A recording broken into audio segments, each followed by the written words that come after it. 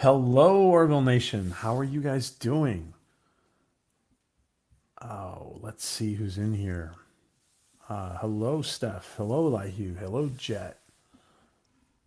Let's see. 1 second. How is everybody doing tonight on this Valentine's Day weekend? I hope everybody's having a good weekend. Sorry for the late start. Um, being a dad. That's all I can say. Um, so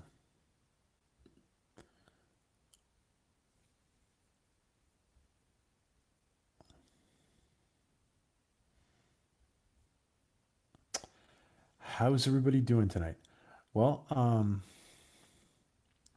I hope everybody is having a good Saturday. And if you had reason to celebrate Valentine's Day, I hope you did. And hopefully it's cold, but at least it's cold where I am. But hopefully the spring's coming soon. And hello, Trey. How are you, my friend? Trey, I got to talk to you about. Let's see when we can interview you and maybe you and Alex together. You and Alec together. Um, hello, Adega. If you guys still want to do that. So,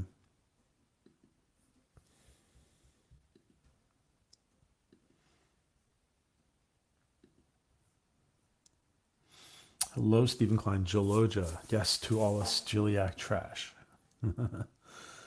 What's up, Elihu? Yeah. What's up, Elihu? Hey, Philip. How are you, my friend? So,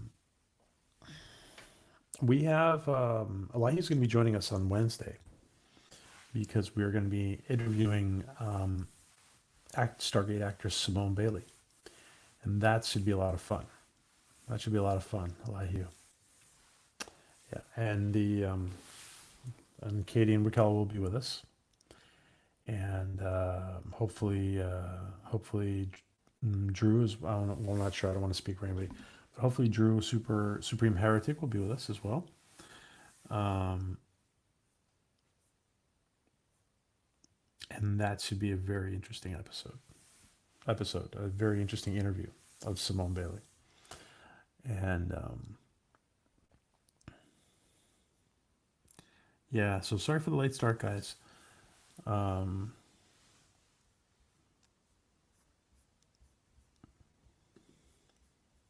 just make sure I put this out. Oh yeah, I did. Okay. So I saw a lot of you. I saw a lot of you a little while ago on Sporking's stream, on the Fourth Wave stream. Fabulous, fabulous. These guys were talking Star Trek. Who here has seen? Who here has seen episode 4? Raise your hand if you've seen episode 4. I'm doing fine, thanks, Phil. Who here has seen episode 4 of Picard? Yeah. What'd you think, Stephen?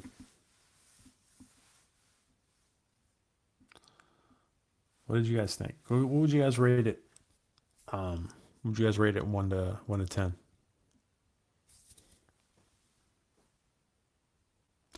I look tired. Yeah, I am tired. I am tired, Trey. Yeah.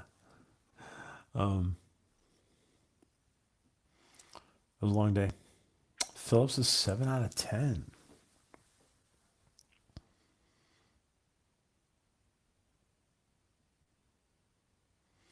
Phillips is 7 out of 10. Okay.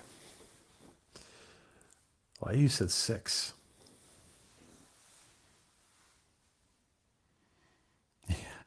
Lord of the Rings meets Star Trek. It was. It was, Stephen. Yeah. It was. There were things about it that I thought were better, and as some of our colleagues were talking about it on the other channel, on the other channels, it may be because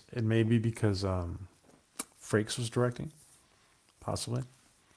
Um, there's definitely potential for the show. Hello, Mr. Lundell. No higher than a 4.6. Gotcha. No, absolutely it does not resemble Star Trek. Yeah. Hey, Captain Robert, how are you? Yeah, Romulegulas. Yeah, absolutely, Captain Robert. Absolutely right, my friend. Um, why would Seven not go by Annika? Why would she not be going by Annika? That's interesting. Yeah, that's a good point. Um, now, yeah, I was just waiting for Gandalf the Grey to hang out with Legolas. Yeah, he did look. He really looked Elnor, right? Elnor really looked very Lord of the Rings. Totally, totally. He actually looked to me. He actually looked really out of place. He looked really out of place.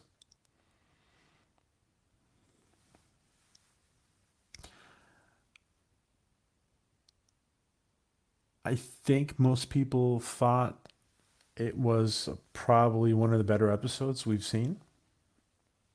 I think it's been one of the better episodes we've seen. There's a few things about it that I just really caught my eye. Hello, just another nerd. Um, did you guys notice? Did you guys notice when Picard's looking out the window and he says, hold and the birds freeze, like he's holding the um, the holodeck program. Did you notice as soon as he turns away, and this is only something that happens in Kurtzman Trek, of course, um, because in the old Trek it would not have happened. When he walks away from the window, the fireplace is still the flame in the fireplace is still moving. And my my big thing here is that like little details like that really just stand out because when you freeze a holodeck program, everything freezes, and so the flame in the fireplace should have frozen, and it really stuck out at me that it didn't freeze. So those are the little things that I know. All I needed to complete the outfit was a recurved bow and a quiver of arrows. Yeah, getting the head chopped off was cool. Yeah, Philip. Love how Picard started his civil rights movements as Elihu. Classic Trek. And there were moments. There were moments that, yeah, there were moments in the episode. So we talk of Picard, then people think of the Game of Thrones inspired. Well, I was just asking people how they'd seen Picard and what they thought of it. Just another nerd. So we're gonna do Latchkum, but hey, Mr. Miles, Chief Engineer, did not did not want to see the head cut off. That's one of the things that bug me. Yeah. Um, did everybody like Copacabana Picard? I thought that was funny. I don't know. He seemed really out of place when he beams down the planet in his yeah. They reminded me of Drunk 3PO's hat.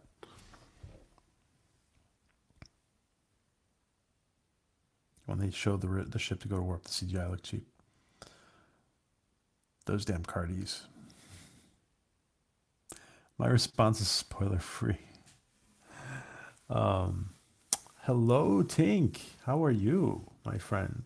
Jaloja. Tink LeCoyer is in the house.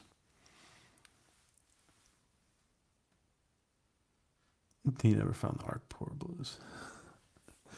Um, yeah. It, Picard was was interesting. It was interesting.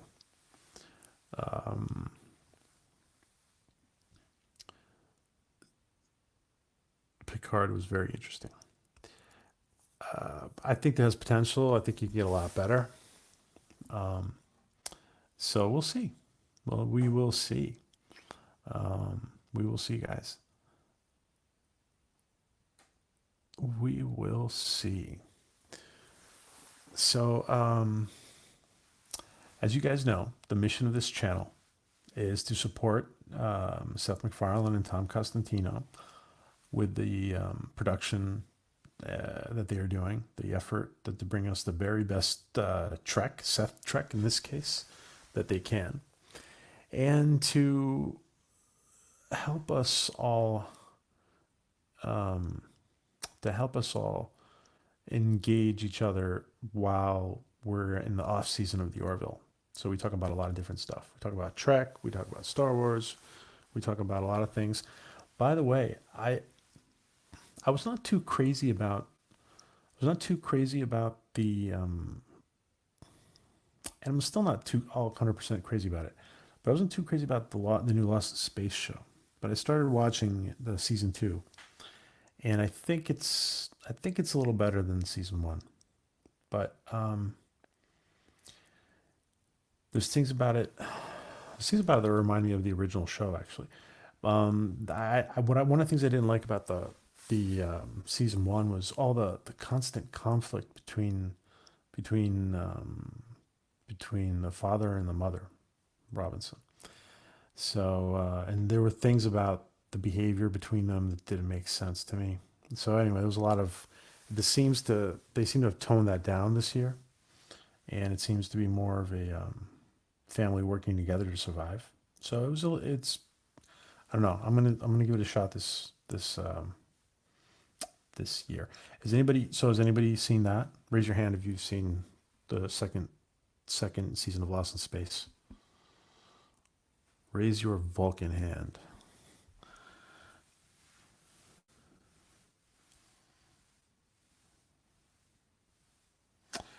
Yeah, there were things about it I didn't like, Mr. Miles. That's why I almost didn't start watching season 2. So some of the stuff I didn't like got toned down. I'll tell you that, if that helps. Jet has. By the way, guys, I want to thank Jet for suggesting the interview with Alan Dean Foster that we're going to do next Friday. And thank you, Jet.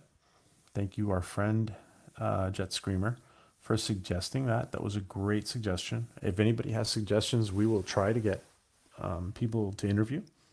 You guys have had some great suggestions. Elihu suggested we interview Simone. It was a fabulous suggestion. So anything you guys suggest, we will try. It's not. A lot of people ask me, well, what's up with how are you getting these some of these actors or some of these creators, and it's really just a matter of trying. And I mean, like, for example, like it wasn't my intention or not. I mean, I would have done it. I just hadn't thought about it, to interview Alan Dean Foster, and it was Jet's idea. And for our new Power Women Wednesday, people are giving me shit for that. But I really do want it to be focused on female guests and have female co-hosts, which we have two awesome co-hosts, Raquel and Katie. So that's why we're focusing Wednesdays on that. And for example, the Simone Bailey interview was another great suggestion. So any suggestions you guys have? Jeffrey Combs, is that what you're saying, Mr. Miles? Yeah. Oh yeah, Jeffrey Combs. I actually started to look into that, by the way. So, are we connected on Twitter, Mr. Miles? DM me on Twitter, Mr. Miles, because I'm already looking into that. Um, yeah, Dega, it's great energy. These girls have great energy. They're they're just awesome. Hey George, how you doing? Mark Zicree, yeah. Somebody had mentioned him before. I don't know if it was you, Mr. Lundell. Yeah, Mark Zicree. Yeah. So channels are always should be always looking for new content. So it doesn't hurt to get suggestions from you guys. Yeah, Katie's full of energy. Katie doesn't chase tornadoes. Katie is a tornado. I don't know if you're watching Katie. Um, yeah, Katie's full of energy, and Raquel was an excellent also compliment. Fantastic compliment. So very grateful for the two ladies who are joining us. Um,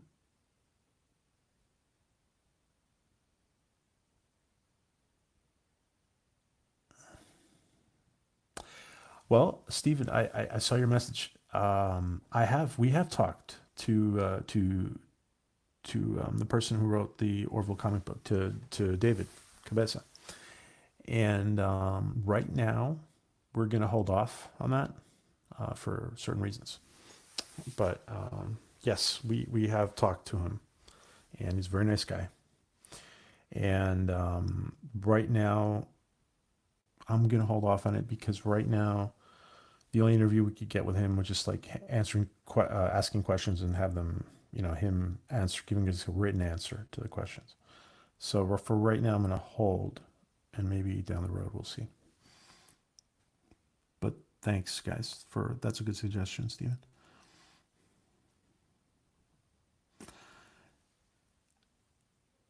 Tornadoes chase her.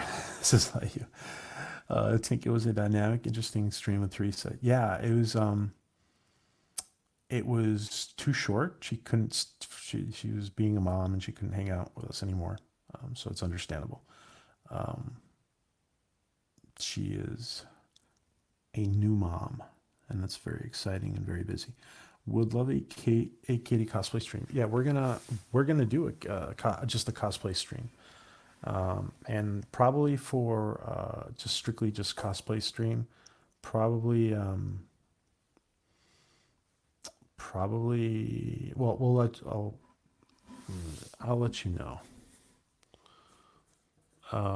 It's not going to be this Wednesday because of Simone, but and or Brooke Nostra. Okay, Noska. Yeah, yeah. The thing is, right now they're like, I know for a fact they're really busy right now, because they're in the filming and stuff. So I had thought about asking Brooke as well, and I think that to me it's looking like we're gonna have to ask them once they're done filming. Well, we'll see though. Hey, Speaker of the Dead, what's up? Yeah. Oh, I saw Sonic 2. It was pretty good. I liked it, and it was good to take the kids to, and it was good for fun for adults. It was just fun for everybody. Yeah. Restroom, wash hands, get pizza. Sure. Rub it in, Elihu. Just rub it in. Um, yeah, it looks good. It looks good, guys. I mean, yeah. Well, I saw it. It's good. It's good. All right. So let me start off the Latchkum today, guys. That was sorry for being late again. For anybody you guys are just coming in, just busy being a dad today, and got held up. That's one of the benefits of doing YouTube if you have a little emergency.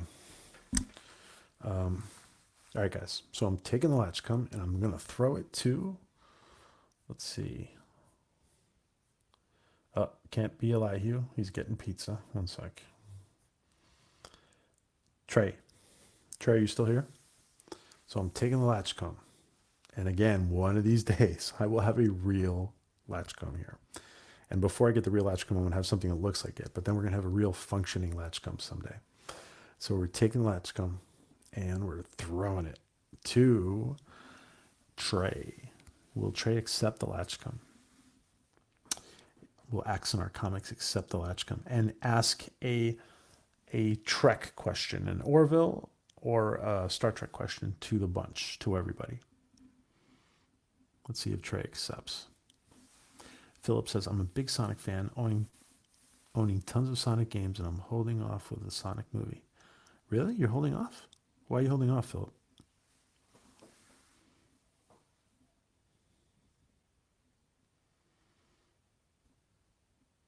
Yeah, kids really liked it, huh, Speaker?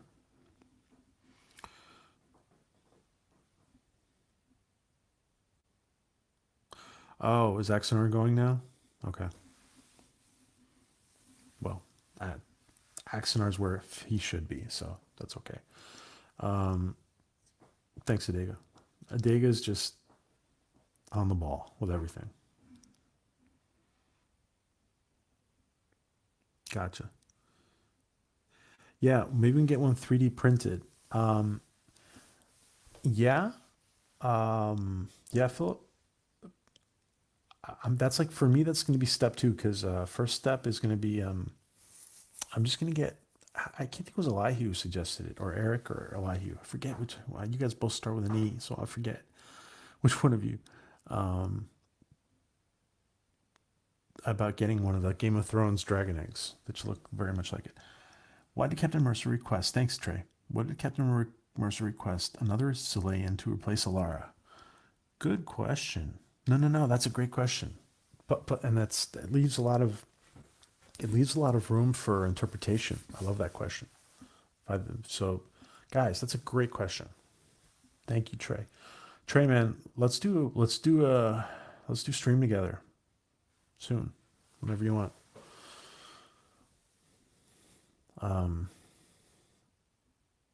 Trey is the man of many talents. Yes, he is. Yeah, that's a good question. Why did he? Now,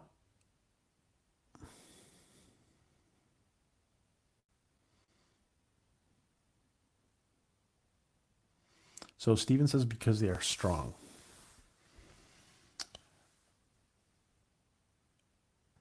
Jeff B says, "Hey Jeff B, what's up?" Mercer needed some brawn.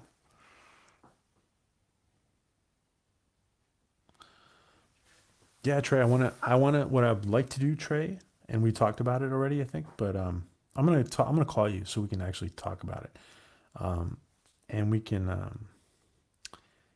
What we want to do is, I think I'd like to interview you and Alec together to get the whole big picture of Axonar and Axonar Comics and how you guys fit in together, so everybody understands like you guys well. You always need the next jar of pickles opened. That's true. That's a great way to, yeah.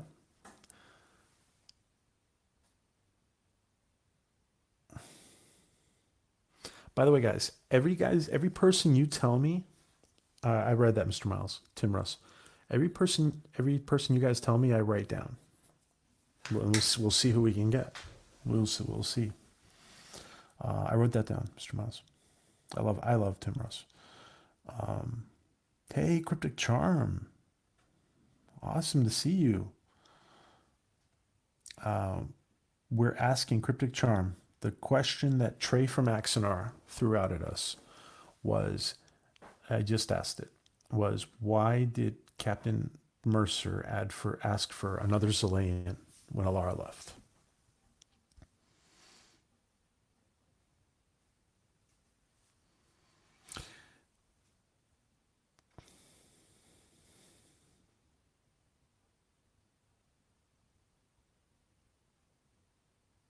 So Mr. Lindell says, Zileans are super strong, just the type you want for a security chief. Yeah.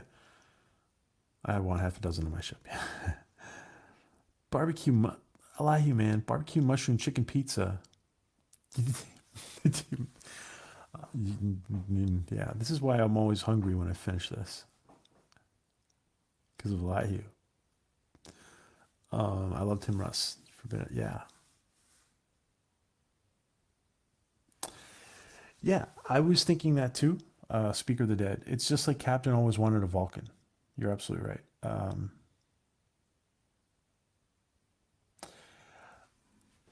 Yeah, I'm gonna, Stephen, I'm writing it down. I think that during filming, I think that during filming, everybody in the Orville cast is um, pretty much off limits right now. Is my interpretation. But we're gonna, yeah, I'm writing everything down, guys. The great suggestions. Yeah, I think we're gonna see more events in Turco this year. I would assume probably will be developed. The character will be developed a little more.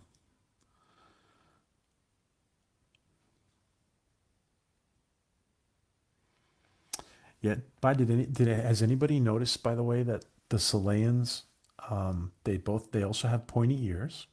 Now they're not like logic based like the Vulcans, but um, did anybody noticed the whole thing with Mount Seleia on Vulcan, and they're called Selaans? I don't know if the spelling is the same, but yeah, John Billingsley. It would be awesome. I have him down.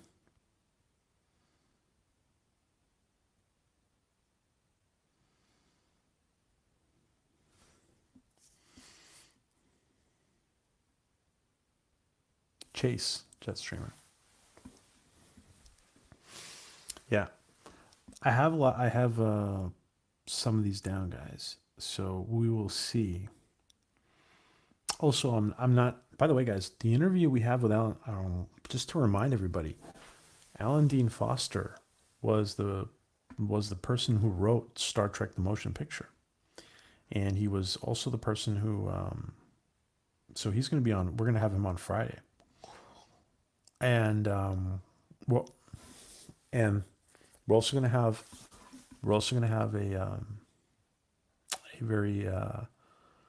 a very star-studded panel on Friday. So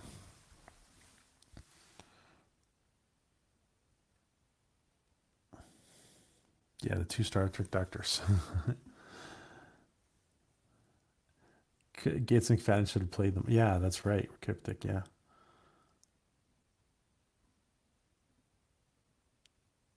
Steven says, "Yeah, I'd like to explore more of the home world of the Salean home." I assume with Tala we will be back to Saleya sometime.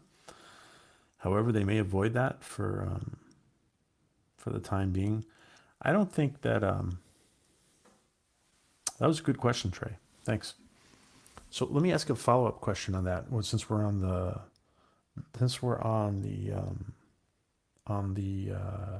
Salean topic, do you guys think we will see Alara back in season 3 just for one of her cameo slash visiting roles? What do you guys think? Will we see Alara back in season 3, or do you think we'll put it off?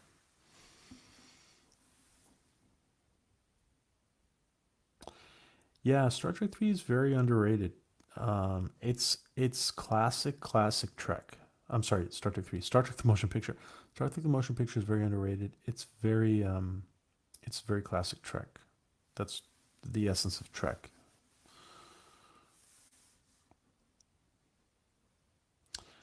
Mr. Mouse says, I don't think we'll see her again. Trey says, I hope I'll get Alara back. Steven says, yes.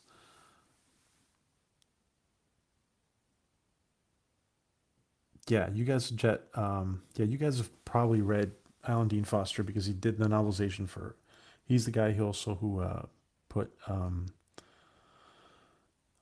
you know, I think he helped Lucas, um, probably with finally putting the final touches on the Star Wars story together and the novelization.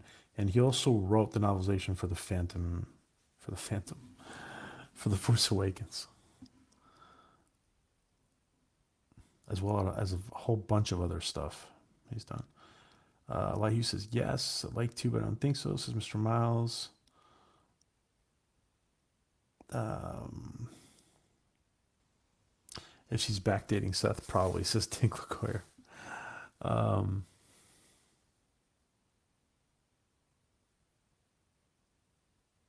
TMPM amazed me as a kid. Yeah, motion picture. She would arm wrestle Tala if she comes back. Cryptic says, I like to see her back. She's moved on to a different ship, the Wilbur. I hope she comes back. I liked her character. Yeah. Hey, Stogie. What's up? We got 2 Axonar people in here tonight. So you guys got the main channel going right now? Is Alec is going on the main channel?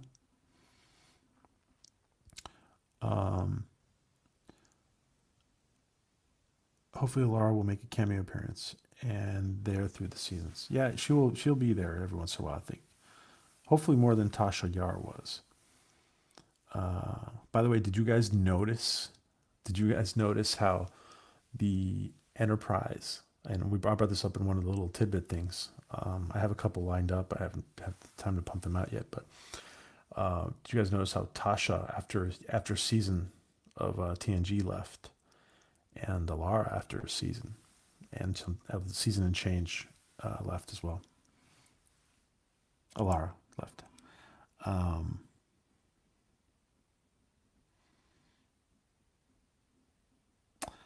Cryptic says, I think it's because I saw TMP late in the day after Wrath of Khan. It was like a step back. Okay. Alec is doing a review of Picard. Okay. Cool. Cryptic didn't know who Khan was. Did you finally see? It says sexy man. Khan says a lot of you. Did you finally see the original? Was it Space Seed? Was it the original episode of TOS Cryptic that has Khan in it?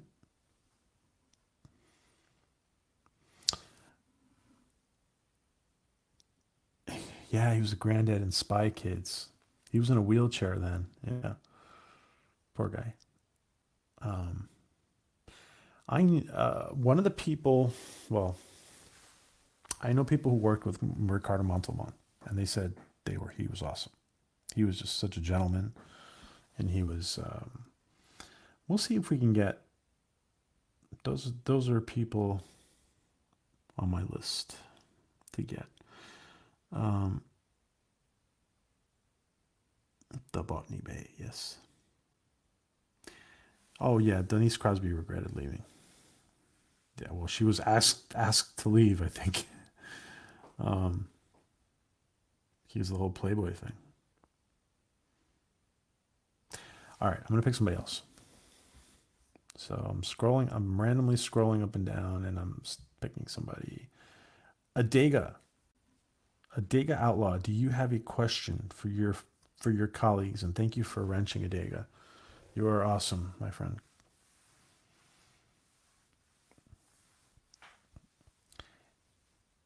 And when I grow up, I want to be as cool as Adega and do streaming with shades on. He's too cool for us. When I grow up, I want to be Adega, as cool as Adega.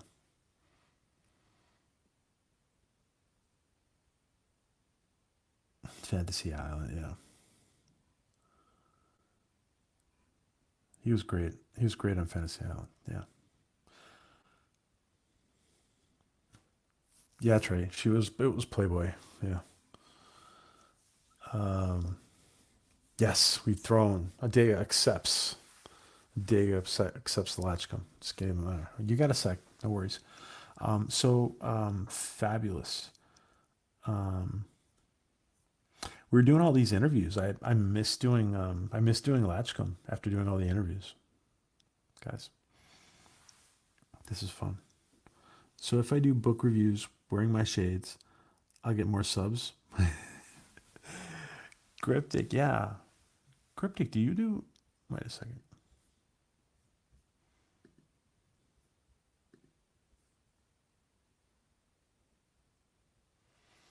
Oh, okay. I didn't know you were doing book. Oh, there you are. Your book reviews. Okay, great. Everybody subscribe sub to. I didn't remember you did book reviews. So everybody subscribe to. Everyone sub, guys, to Cryptic Charm if you haven't. And Axonar Comics, who has great content. He is an awesome channel. Trey, please sub to Trey and Adega. And don't forget to get Adega's book. Do not forget to get Adega's book, guys.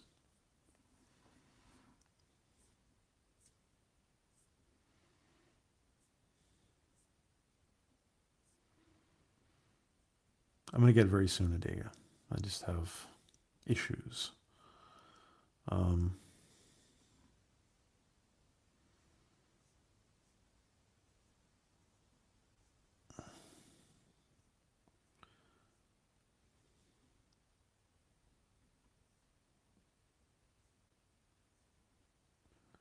Hold on.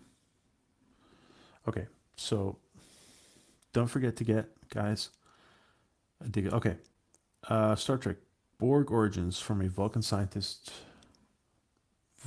V'ger or something else. Oh, sorry. Did you throw out a question? Oh, okay.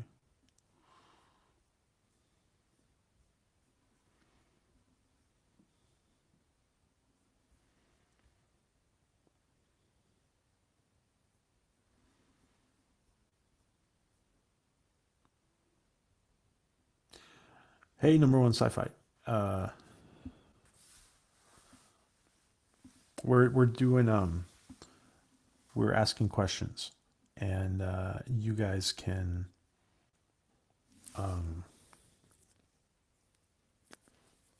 you guys can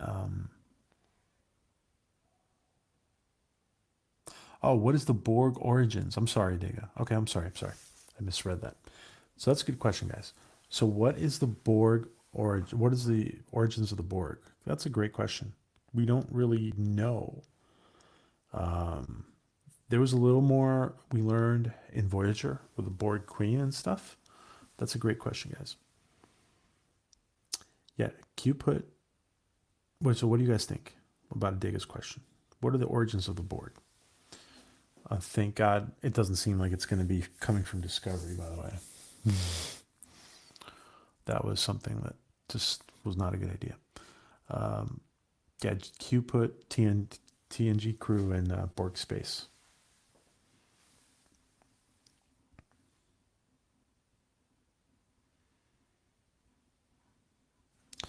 Jet says, I like the V'ger theory. I understand. Yeah, that's interesting. Better not be Discovery.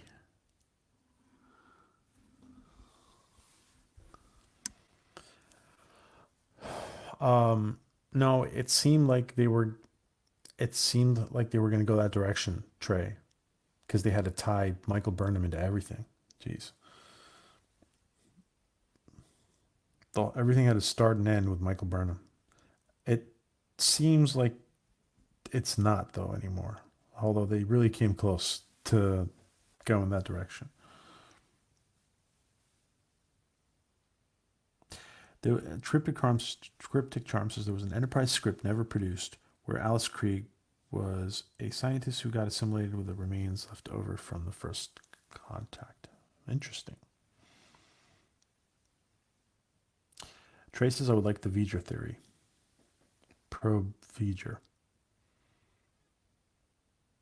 So yeah, so a lot of people. Okay, that's very interesting. Do you guys think? Oh, there's. Do you guys think that they ever thought about the origins of? This is a follow-up question. That's a great question, Adega. Do you guys think that they ever thought about the origins of the Borg when they were being introduced in TNG? Do you guys think that? Hey, Captain Spire, welcome.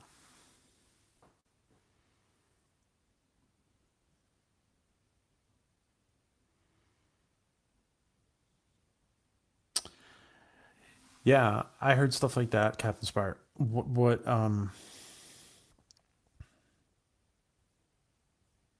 is it canon though?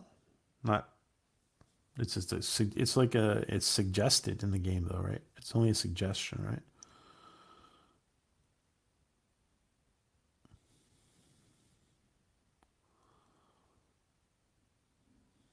The Varkar. Hmm.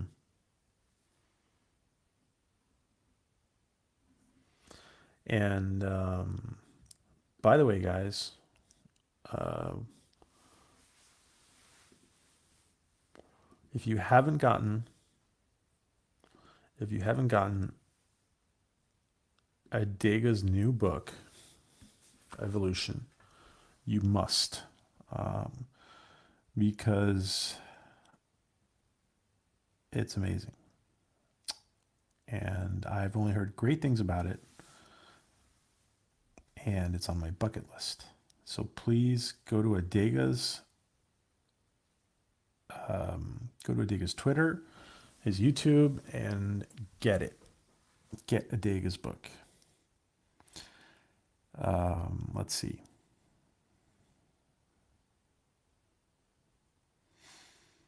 Of course, my friend, you are so supportive of us, of all of us. You're supporting all our channels. Um, you're, we appreciate you, and I want to just enjoy the book because after the interview we did with the day, I was like, damn, I wish I could go to bed reading the book. I was really like wanting to just go to bed with the book. He's got well, he doesn't have. I don't have the book with me. I have to get it, but Adega doesn't have evolution, I don't think, on his channel, but he's got other content on his channel that he's narrating. So check that out. It's very enjoyable. That's awesome, Trey. If you have not read Adega's new book in the original Klingon, you are totally missing out. That's awesome. Yeah, that's awesome, Trey. I love that. I love that. That's the quote of the night. I think the V'ger theory came from the series of books written by William Shatner and Stephen Copeland. Okay. Thanks, speaker.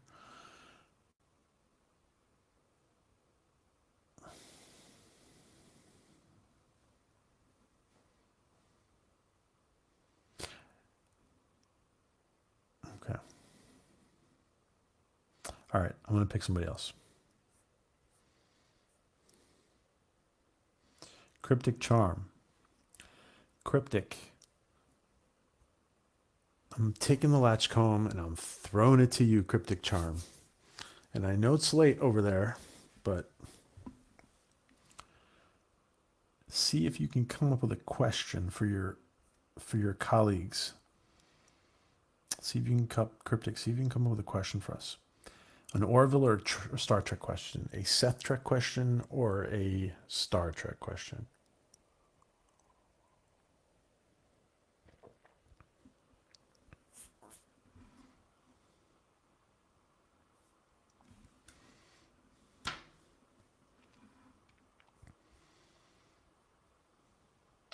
Yeah. So Adega, just to clarify, Adega took it down when it went to publisher. So the evolution, yeah, there's no more evolution vids on the channel.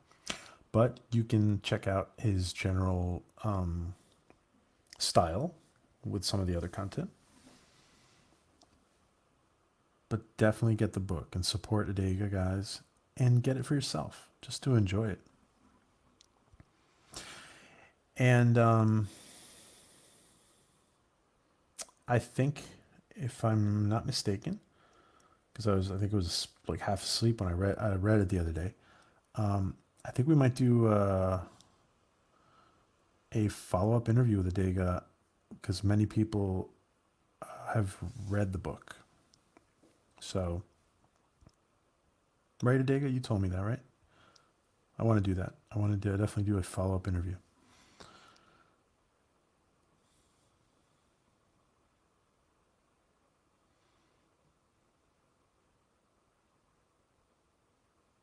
All right, Mr. Miles. Yeah, what we do is we pick somebody, and that person can ask a question. You could, but if you're picked, you can also pass. So no pressure. But I won't ask you. You're already passing. I'm sorry. Oh, cryptic. What's the weakest episode of the Orville? Okay, that's a good question.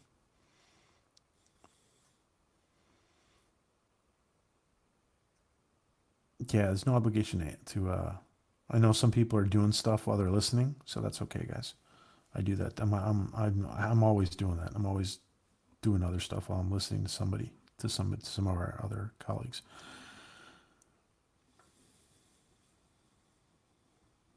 It's been going better than I hoped. Oh, great, great idea. Um,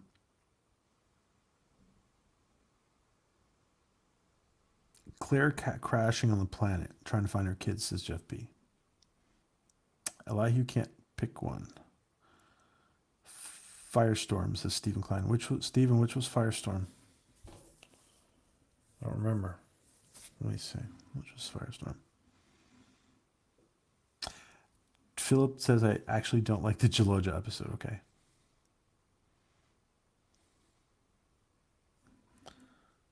The Orville Firestorm. What was? Let's see.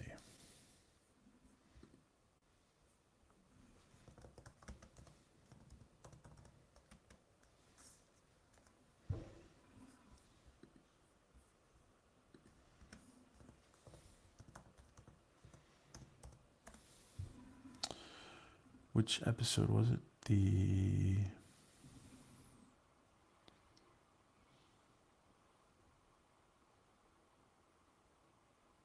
oh, when weird wait, when weird stuff starts happening on the ship. Oh yeah, okay.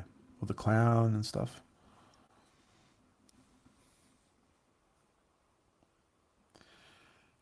Um, Cryptic says my all the world's birthday cake is the one she doesn't like. Okay.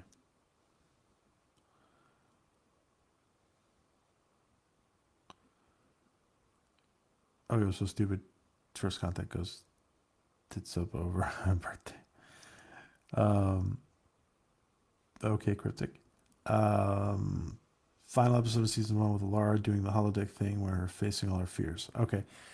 Yeah, I guess a lot of people didn't weren't too keen on that. I don't know the title. Yeah. I would not disagree with you, Mr. Lundell. Um,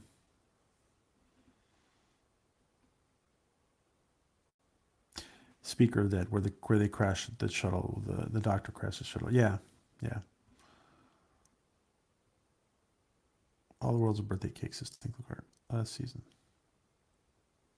You don't like the birthday cake one? Tink. Um, Last episode of season one as well. Says number one sci-fi. So a lot of people didn't like the episode where they crash on the planet with the kids. A lot of people said that. I guess, however, that was kind of an important story building episode with regards to Isaac and Claire and but yeah, I agree. It was one of the ones. It was one of my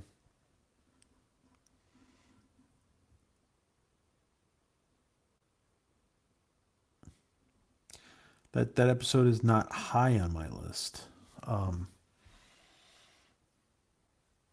However, we did get to see the one good thing about that episode is we did get to see the kids developed a lot more. Ty and Marcus, we got to see Ty and Marcus developed a lot more. It was a necessary episode because they have to develop Ty and Marcus.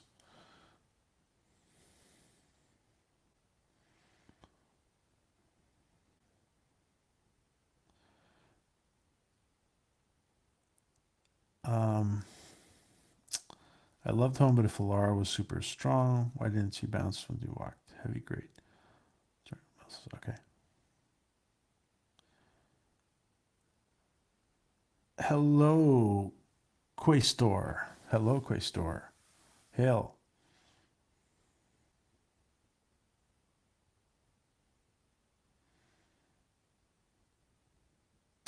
In terms of sci-fi and story, does anyone No, a good way to identify an homage to it. Yeah. Uh, that's a that's a good question, Captain Spire. Let's take that as the next question, guys.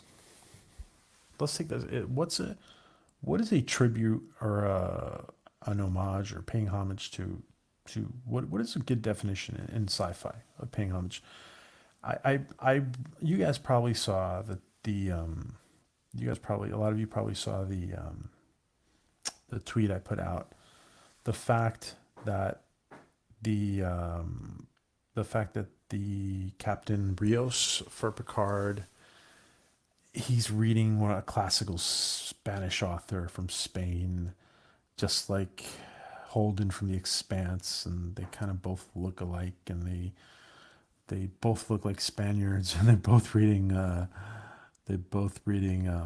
classic authors from Spain, and they're both naming their ships according to something they've read in the book. Uh, so yeah, stuff like that. And I don't think Rios is going to be too much like Holden. I think they're just little things like that.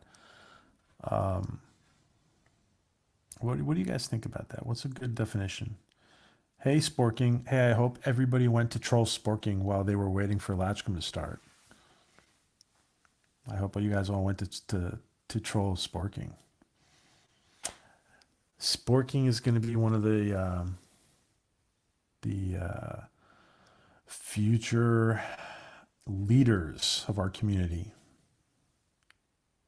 along with the other guys in the fourth wave.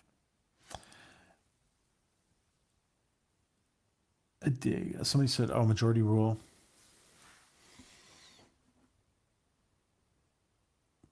I know, Cryptic. Majority Rule was such a bad episode. Especially, you know what I really didn't like about Majority Rule, Cryptic? All those background actors. Like, they're just the worst.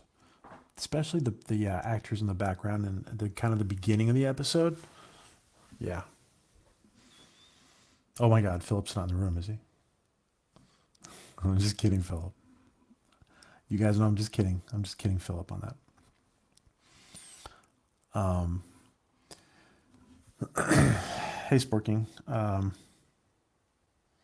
Five away from 500. Sporking is 5 away from 500. If anybody in here hasn't subbed to Sporking, there's 23 people in here. If any of you haven't subbed to Sporking, I bet there's 5 people in here who haven't subbed to Sporking. Can you guys just sub him right now? Just sub him right now, guys. Let's see. Sub Sporking right now, if you guys can. Let's get him to 500. He's just 5 away. Okay, Captain Robert. Hey, Steph. Guys, Steph, please feel free to post the link to support Captain Robert and Steph and to help them with their housing situation, guys. Please feel free to post. If Kurtzman does something in its definition of ripoff, he doesn't know the answer to this question. Yeah. What's a good definition? We've been asking, what's a good definition of an homage or a tribute? Um,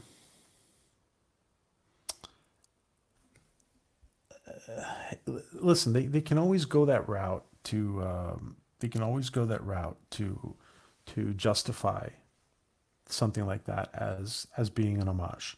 Yes, Scotty's at 498. We need 2 more people, guys. Well, if we can get more than 2, that's great.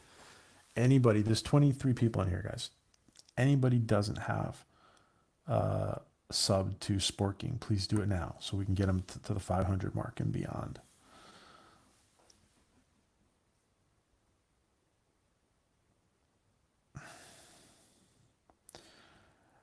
An homage, there was a lot of little, there's a lot of little things, like for example the whole Elnor thing is it an homage to Lord of the Rings?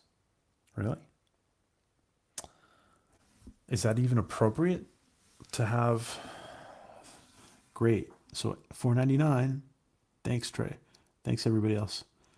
Um, Cryptic Charm, you are on my shit list now, says Philip. Yeah. I think she's just busting you. Thanks, everybody. Let's see. Do it. Scotty, tell us when you get to 500. Jeff B. Fellow, we got it. Okay, great. Awesome. Awesome, Scotty. Guys, if we get him to 505, that's okay. So if anybody else hasn't subbed to Scotty, Scott. So I know. Why would they pay homage to Lord of the Rings, Mr. Miles? But I don't know. The whole and listen, the whole thing, even the way Picard talks to the boy. And I want to make a mention of this because I didn't do a reaction video to episode 4. Um,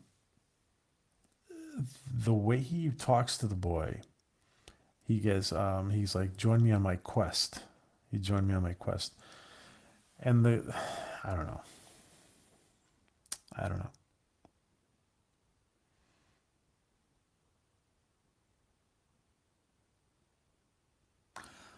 To pay homage to something, there needs to be some type of connection. It can't just be, oh, because we thought it was cool. I agree.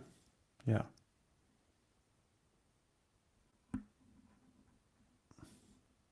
Yeah. Anybody in here, guys, left that hasn't subbed to Scotty, please do. Question if you would swap one crew from the Star Trek Generation Enterprise going to the Orville crew. Let's go with that question, Stephen. That's a good question. If you could swap one crew from the Star Trek Next Generation crew Enterprise, go to the Orville, who would it be? And from the Orville to the Enterprise, who would you swap between TNG Enterprise and the Orville? Who would you swap, guys? That's a good question.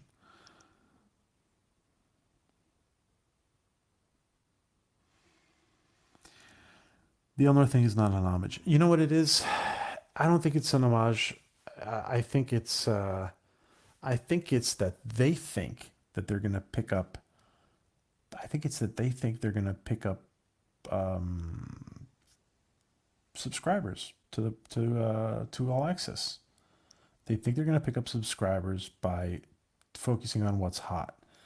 And this whole thing, by the way, the sexual tension between the Romulan brother and sister, if they really are Romulan brother and sister. Hello, Stephen Ernest. How are you? That also sounds like, to me, it sounds like they're trying to, you know, go Lord of the Rings on. I'm sorry, Lord of the Rings, Game of Thrones.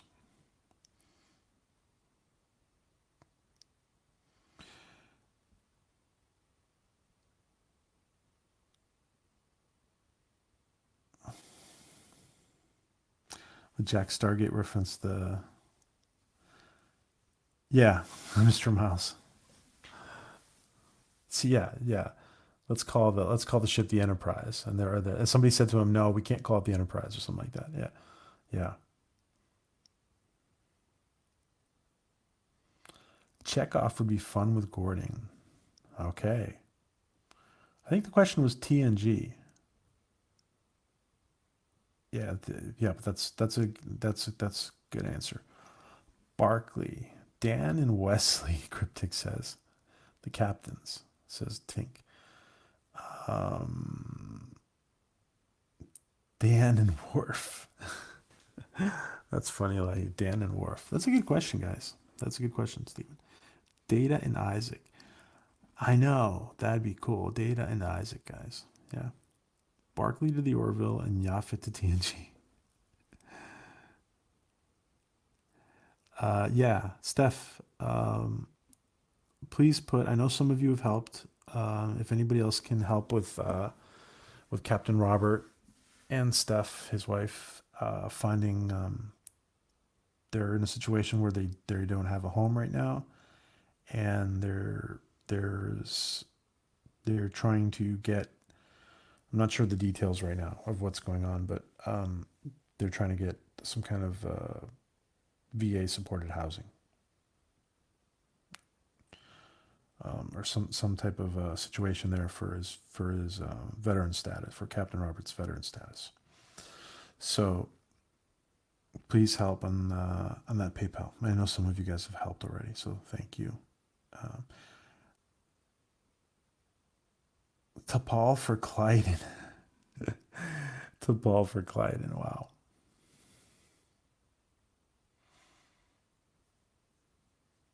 T'Pol for Clyden. I would say on TNG and Orville. Oh, I got one for you guys. How about Counselor Troy?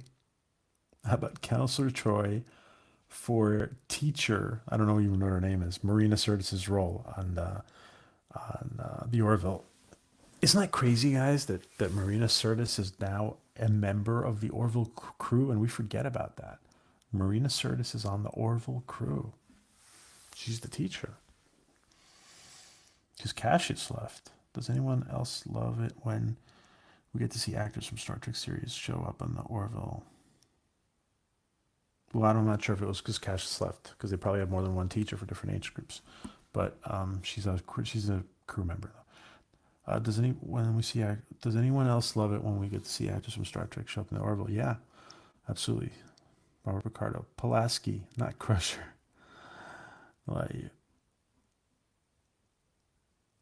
Oh yeah, hold on, stuff. Yeah, I give Robert.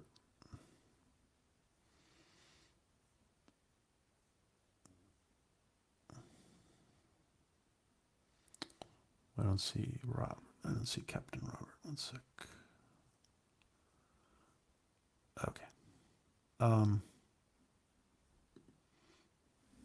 Okay. So yeah. The Orville is a Star Trek refugee camp at this point. It is. It is, man. It is Captain Robert. Geordie for Lamar. Yeah, Geordie for Lamar.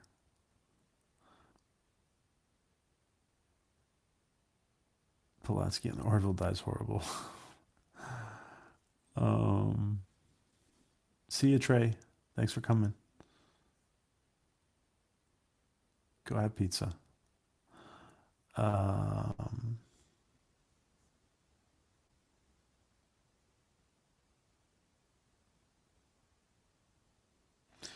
There are 30 actors from Star Trek with a connection to the Orville. Isn't that crazy? Really? Is it 30 already? Wow. Yeah. It's not just actors, right? Yeah, it's producers and directors. Yeah. Yeah. Respect my authority, says Captain Robert April. Oh, between Trey and Elihu, I'm just craving pizza right now. Thanks, guys.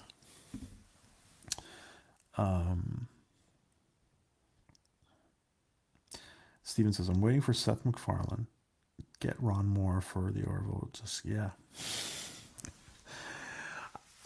All right, let me ask you guys this.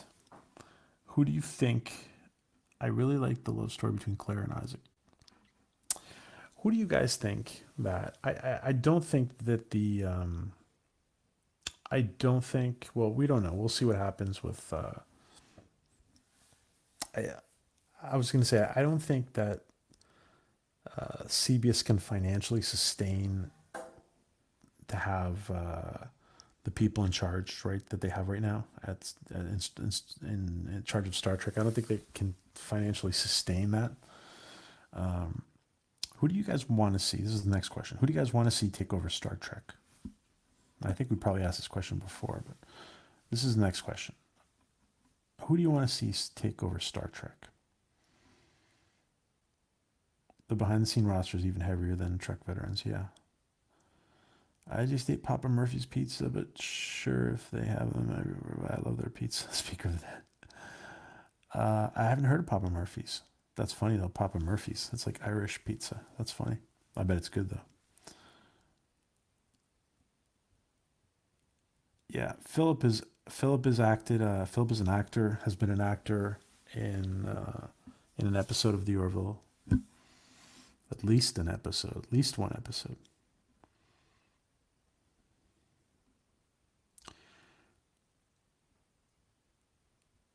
Oh, if if Shatner shows up on the Orville, he'll have kittens. Yeah, stuff. Yeah. Rick Berman says Stephen Klein. I certainly would hope that Rick Berman would be given the reins, and then yeah, I would certainly hope it would be Berman. That'd be the ideal situation. And to have obviously Berman would need help from some of the Trek from some of the veteran producers. Seth MacFarlane says cryptic. Stephen Moffat. uh,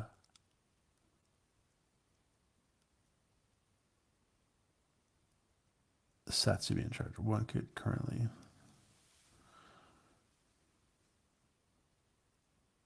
Let the fans who know and love Straw. Not sure. Not sure. He number one sci-fi. I'm not sure what you mean. Let the fans. Okay. Ron Moore and Alan Moore, Brian Fuller. I like that. Stephen Ernest. Oh, basically run the whole thing. Run start like the way Berman ran everything. The way Kurtzman is running it now, except he's running it into the ground. Um,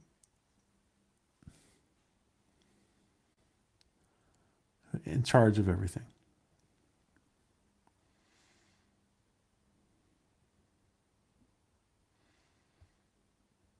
Anyone who won't be beholden to agenda or a huge board of people who never watched Star Trek. Berman was essentially retired. Yeah, Berman is essentially retired, but he could come back to lead the. He could come back to lead it for a few seasons and then hand it off to somebody like to Ronald, like somebody like Moore or Ira. I want to see. Philip says, I want to see me take over Star Trek, but realistically, a writer or producer 90s Trek burn. I know, right, Philip? Like, I was thinking the same thing the other day. I want to see me take over Star Trek. I think you and me would do a good job, Philip. Let the fans who know and love Trek. Yeah, number one sci-fi. Okay, yeah, I get it. I'm sorry, I get it now. Absolutely. Russell T Davies to be showrunner would be a great showrunner for the Orville, says Steph. Davis and Daleks, a great combo. I would love to see, yeah, Nick Myers. So yeah, some of the best Trek movies. Speaker of the Dead, yeah. Yeah, it was for a while. It was Myers and Berman for a while who were really. Yeah, supposedly they've asked Fuller. That's right, Captain Robert. I've heard stuff like that to come back. Yeah, he's got to be fed up with them. I would imagine he would be fed up with. And some of the stuff we're not even hearing about. We've only heard like bits and pieces from people like Robert Meyer Burnett about what happened with Fuller. Michael Piller and Jerry Taylor. Yeah. Oh my God. There's so many people. Why in God's name do we not have one of these people in charge of Trek? There's just so many people. It's like who could have it, who could be in charge of it. Own the rights, back the money, change the direction. Yeah. Yeah. Let's do it. Yeah, Philip. Let's do it.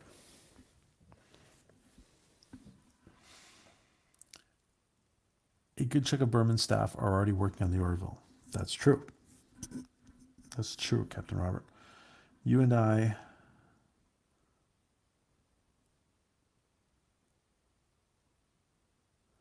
You and I, not you and I. Maybe we can say you and me. Okay, Mr. Miles. I just love to write a Trek episode. I'd make it so Trekky. I can't English, yay. um, oh, thanks, Adega. Um, I can has cheeseburger. Oh, don't talk about pizzas and cheeseburgers, guys. I'm like on a salad diet. Um, maybe Seth MacFarlane, so long as he stays in charge of the Orville. Michael Piller, yeah.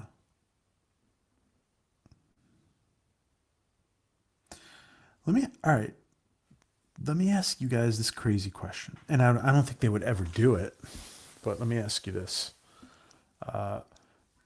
what if, for some crazy reason, Jonathan Frakes was given control of Star Trek? What would you guys think about that? And then I'll pass the latchcom to somebody else because I've been asking like 2, 3 questions. What if somebody like Frakes was given control of Star Trek? What would you guys think about something like that?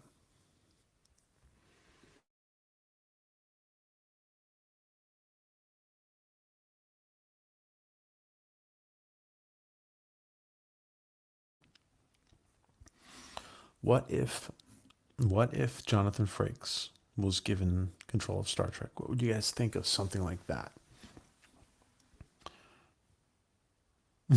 I had smoked sausage, hot dogs earlier. Salad isn't food. I know it's salad's not food. I know, Mr. Miles.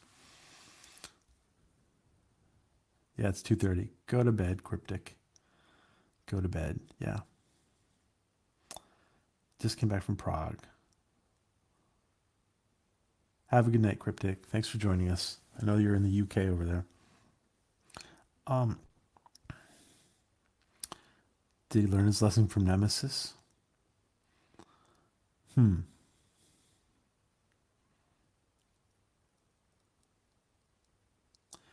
Captain says I'd have to hear what Frakes' vision for the show is. Frakes might not know what to do with Trek, says Mr. Lundell. Yeah. Speaker says wouldn't want it. He's a good director, but I wouldn't want him in the captain's chair.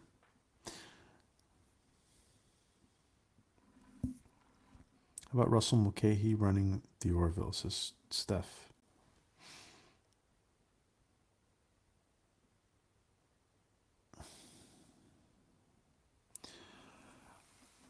Yeah, well, yeah. When he's directing for this, when he's directing Discovery, he's got his hands mostly tied. He can. There's only so much he can do as a director. I will say this though. I do think that some of the things that were better, or some things were. I do think it's noticeable that he did episode 4 of Picard, but again, there's only so much you can do. Steven said Frakes might be good, but don't know if he has the producer writer skills.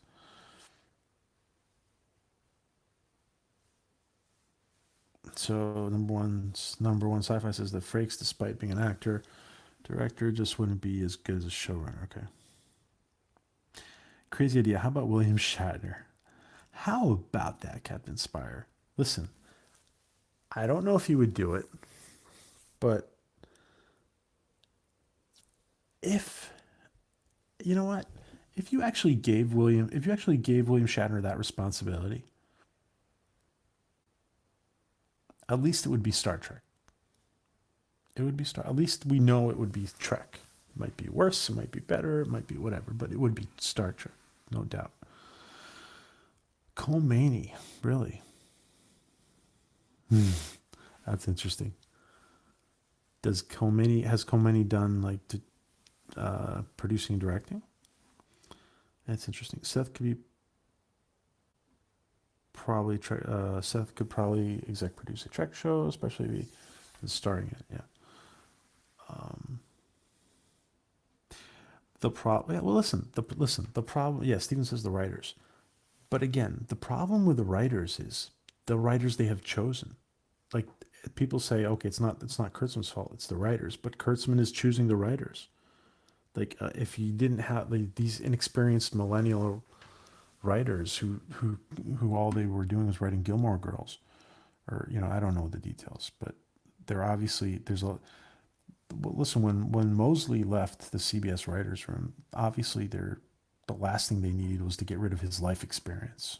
That's the last thing that room needed. Life experience was a big deal to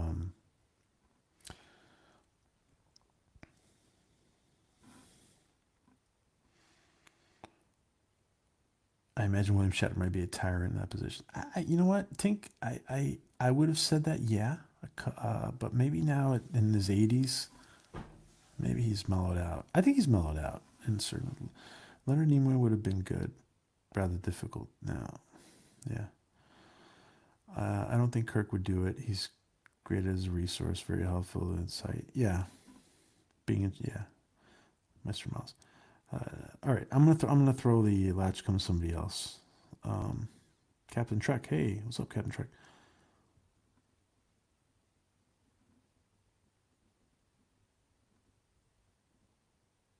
Well, for me, there were a few things. Well, there were things wrong with it. For me, there were things wrong with it, and there were a few things that seemed um, I don't know. In general, to me, it seemed like a less bad episode. To be honest, that's the reason I'm saying it. Because now that I'm thinking about it, there was a lot of things I picked out that were just like I mentioned before, the flame in the chimney when they freeze the hollow deck program, and the flame in the chimney doesn't freeze. Like that's just a. I bet Frakes wanted to freeze it, and they didn't let him freeze it because it's cost money. So, all right, I'm gonna ask, guys. I'm gonna ask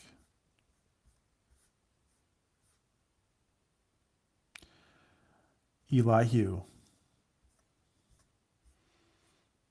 Elihu, I'm picking you. Do you want to ask a question to the Vic Mignogna? To Steph.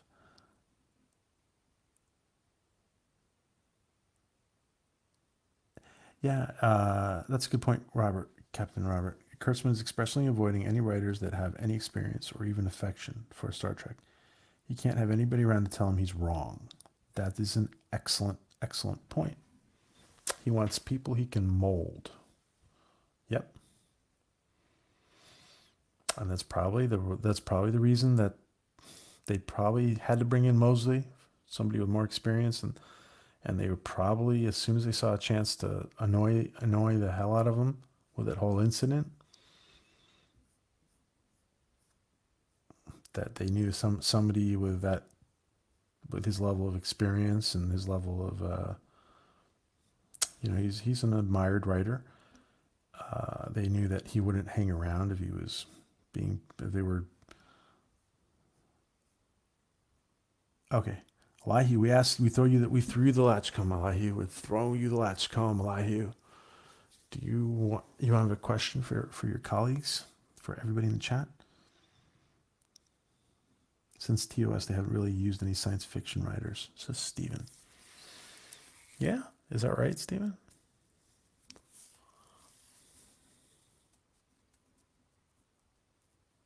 I'm not so sure. I know what you mean. I'm not so sure we can say that though. Um, According to Doomcott, the rumor is that someone mentioned the Orville to Kurtzman, and he went to a rage. Yeah. I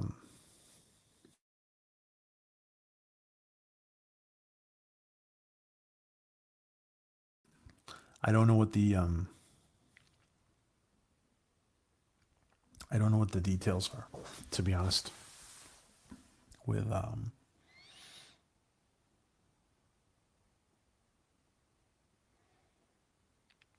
all those Kurtzman rumors, there's a lot of misinformation, guys.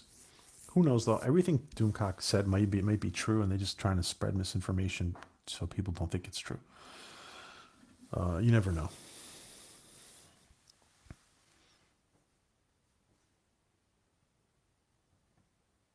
Yeah, well, no, that's Scotty's right.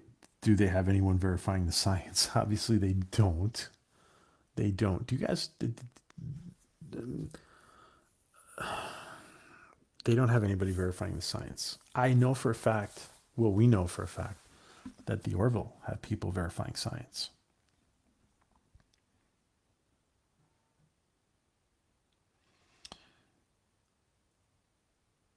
I don't play with other people's IP. So, Elihu, do you have a question for the rest of the gang? Let's see. I had a person in college who said that he wrote an episode or two of TNG, really. Do you know which ones, Phil? Um, what was the name? Did you ever research? Orville question. Will the crew encounter an alien race like the Greys? Would Gordon make an ass joke? Okay.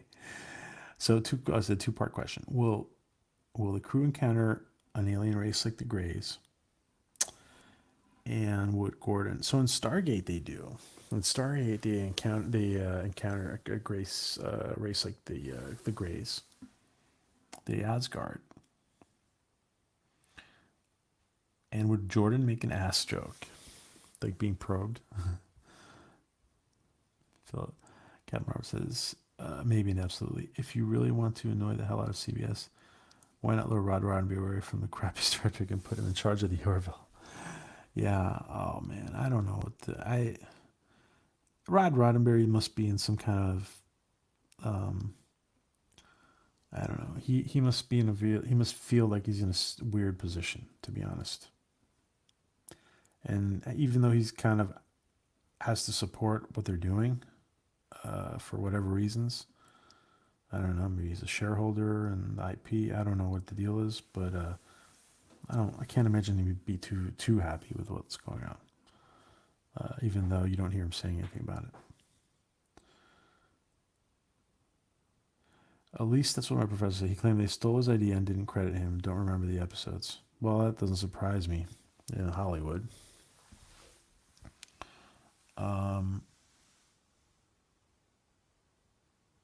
They're grazing B Babylon 5. Adiga says, yeah. And Babylon 5 too. Rod needs to be there to make sure Gene's estate gets paid. Yeah. Yeah. Captain Robert, tell me when you're ready for the interview. We'll do it. I've been wanting to interview you for a while, my friend. Gordon would always make an ass joke no matter what the Grace encounters. I think it's safe to say don't ask Rod anything. I would agree with that, Captain Robert. Yeah, I would agree. Phillips says, I met Rod Roddenberry and saw his Trek Nation documentary. Nice guy, but not Trek knowledgeable. He's not too Trek knowledgeable, really. How long before Sherry Redstone cleans house and fires Klitzman? Listen, that's got to be coming. It's got to be coming. Hey, Sporking, have a good night, my friend. Congrats on 500. Congrats. Sporking is a great channel. Very fun to watch, guys. Good night, my friend. Rod was a Star Wars fan growing up. Star Trek was his dad did. Yeah, that happens. I get it, but I bet you know what the thing is. I bet he absorbed more than he may realize. I bet he probably absorbed a lot more than he realized without knowing it.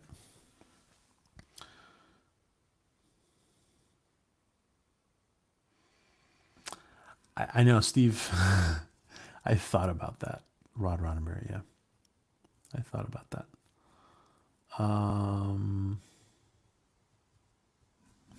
Interesting.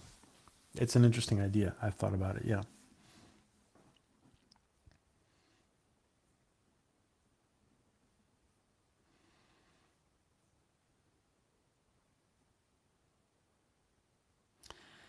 Yeah, he later learned to appreciate Trek fandom in the universe. Okay. Yeah. All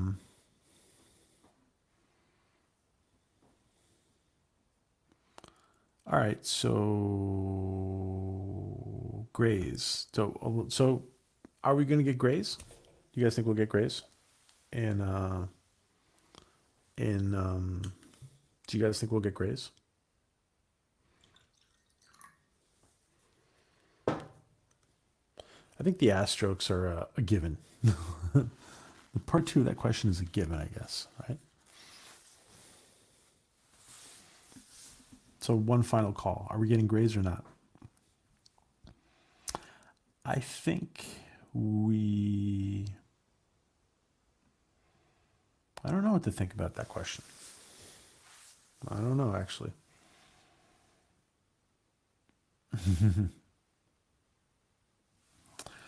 Philip says I bought the Trek Nation DVD online. Forget where. I think it's on his site. He autographed it for me. He was also handing out the DVDs for. Okay, cool. Quentin Tarantino running the Orville. Oh gosh. I think says I would think Gordon would make a probe joke. Wait, I think he did. Did he already? Maybe he did. End up in Roswell, Steve. Yeah.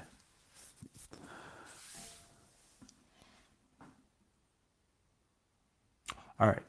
For this next question, instead of throwing the latchkum to somebody, I'm going to ask for a volunteer. So raise your hand if you want to ask a question.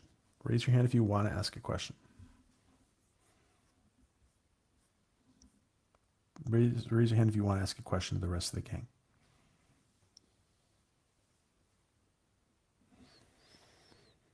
And cheers, guys.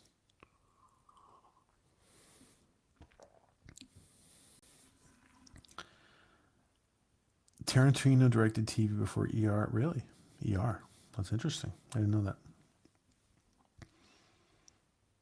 Captain Robert is a wealth of knowledge. And CSI, huh?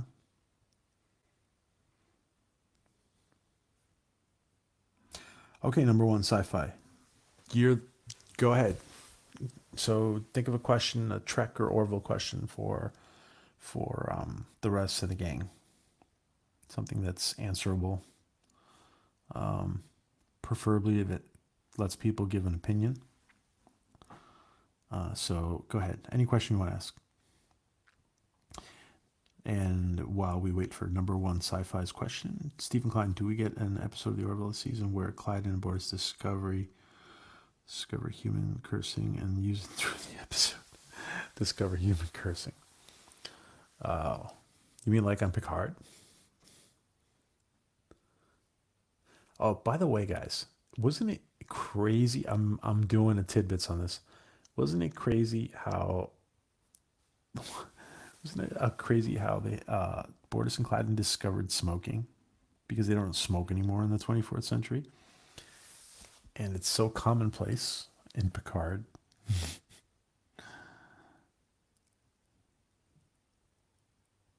Another smoking homage. All right, so number one sci-fi is going to think of a question. Oh, Stephen Awesome says,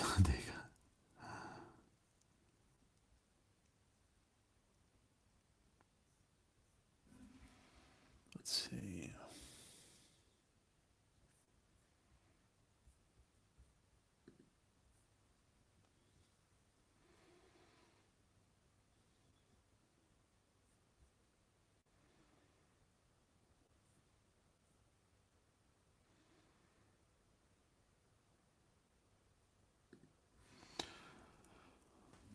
Okay, number one, sorry. Did you want the Orville to ever be a different ship, or did you ever want the Orville to ever be a different ship or upgraded in any way? Okay. That's a good question, guys. So this is I assume this is kind of an aesthetic question to what the Orville looks like. It looks very aquatic.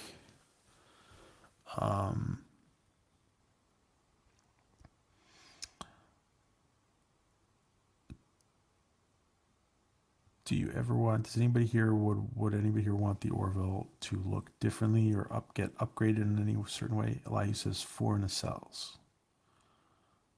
There are four nacelles. Isaac does a Kalon retrofit.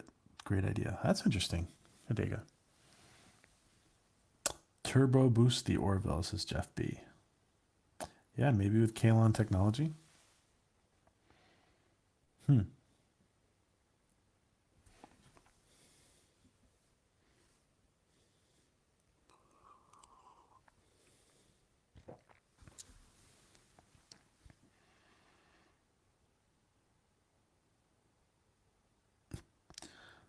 So, do you guys think that the Orville, would you guys want the Orville upgraded somehow? Is it logical to upgrade the Orville? Yeah, it's probably logical. They've already done some weapons upgrade. I think though, I think the question more is from number one sci-fi is more like an aesthetic, like a look, the outside look of the ship. I think, but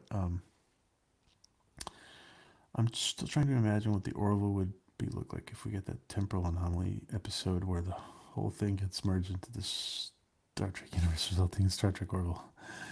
Yeah. Hello, Dreamer out here. Nice to have you. There seem to be three different sizes of ship, and each of the ship shears came from the ships of other sizes. You see them take command of the Orville Heavy cruiser. Interesting. Maybe something like the Enterprise D detachable section. Eli says, no, please. Please no saucer separation. Interesting. Imagine one day they just say that the Orville like separates somehow. That's a you know what? I wouldn't put it past them that they've been like that's like a secret they've been wanting. It would have to work. It would have to really work though on screen. It would have to be. It would have to work out well for it to be considered successful. Um,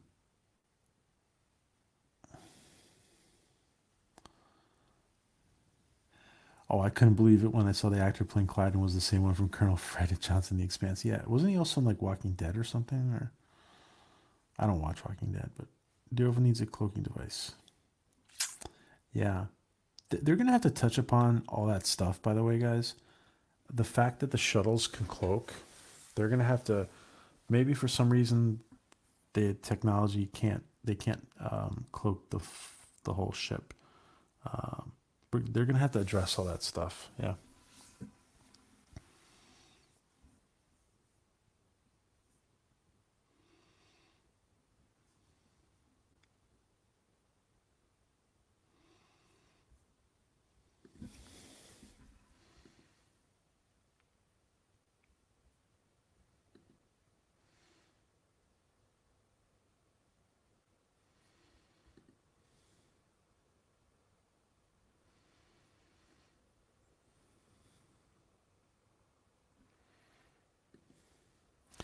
Um,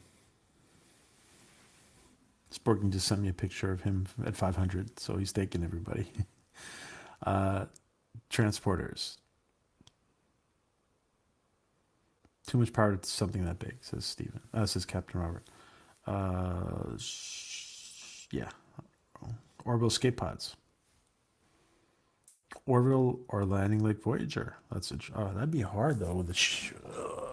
I guess they would figure out a way. Well, Orville landing like Voyager. That's interesting. I like the way. I kind of like the way Voyager could land. Of course, it wasn't a big ass like ship. Like it was more the Intrepid class. I think it was called, right?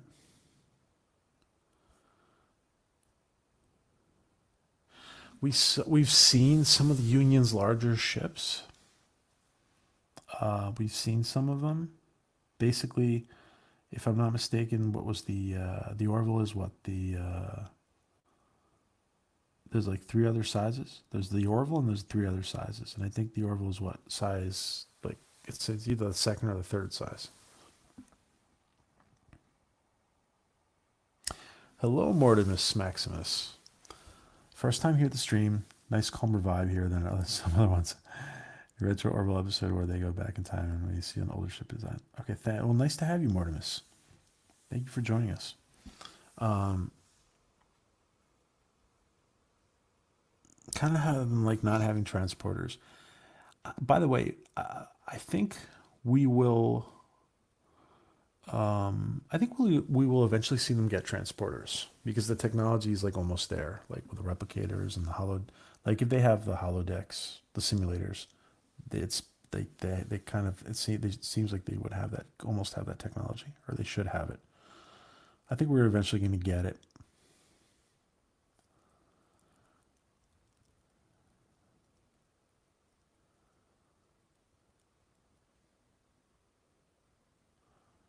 Like Fantastic Four flying car. I have t-shirts. I have a t-shirt with various ship classes. The Orville is one step below the big heavy cruiser. Thanks, Robert. Exactly. That's it. Thank you, Robert. Thank you, Captain Robert April. And if you guys if you haven't subscribed to Captain Robert's channel, Captain Robert has a great channel. I don't know if he's streaming right now. I don't know if Captain Robert is streaming frequently right now, but he has a great channel, great commentary, very, very, very knowledgeable, very knowledgeable. Everything Trek, a wealth of information. They've shown other races with the teleportation tech, so it's a matter of time. Who was the Orville? Yeah, who was the Orville captain before Mercer took over? Or was the Orville a newer ship? That's a good question, and I don't think that's really been answered, right? I don't think it has. That's a good question. Would the CBS sue if the Orville had transporter?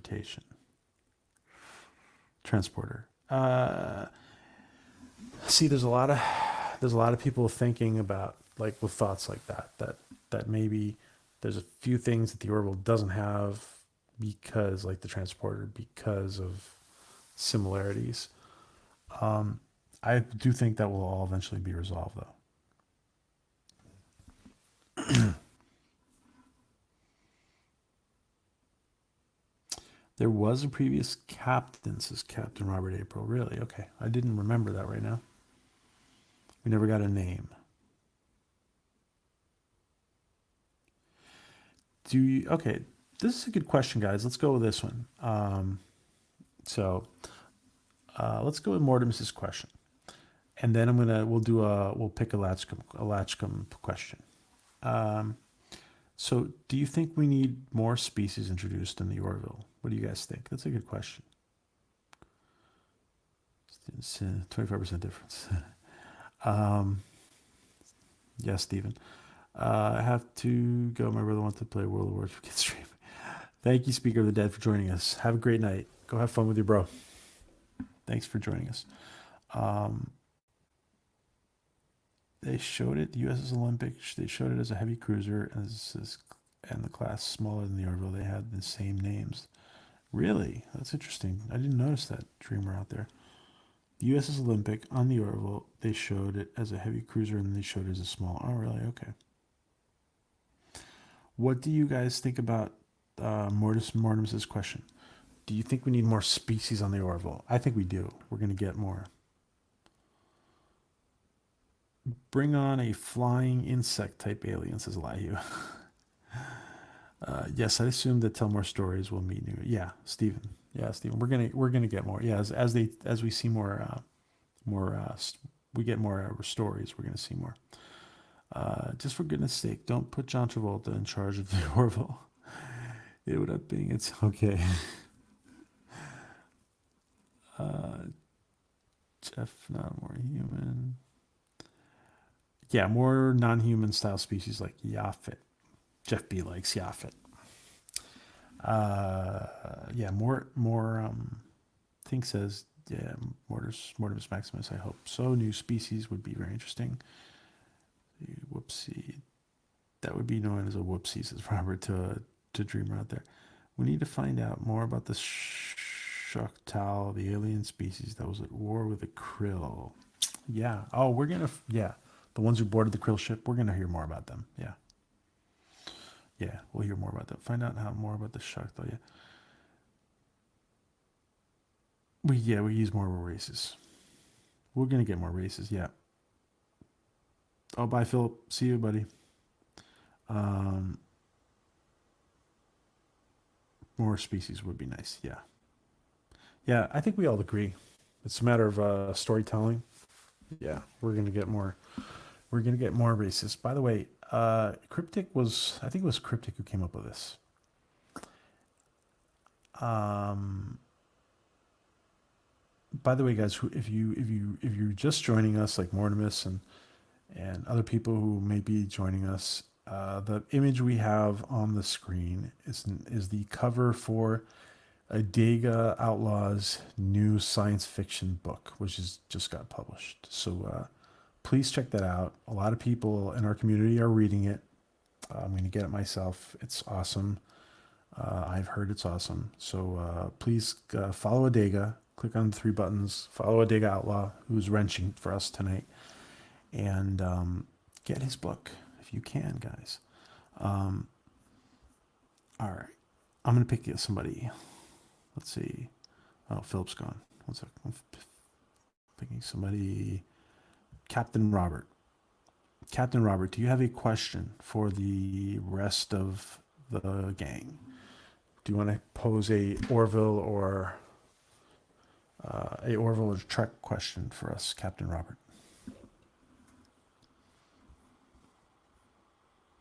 Bye, Philip. Have a good night.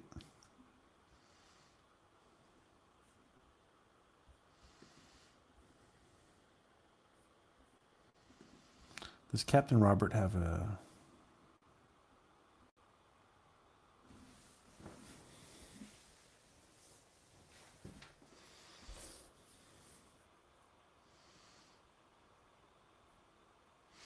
And yes, Adega never asked me to do that. I do it. Yeah. Adega does not ask me to do that. That's totally, absolutely true, guys. He's probably a little bit annoyed by it. So,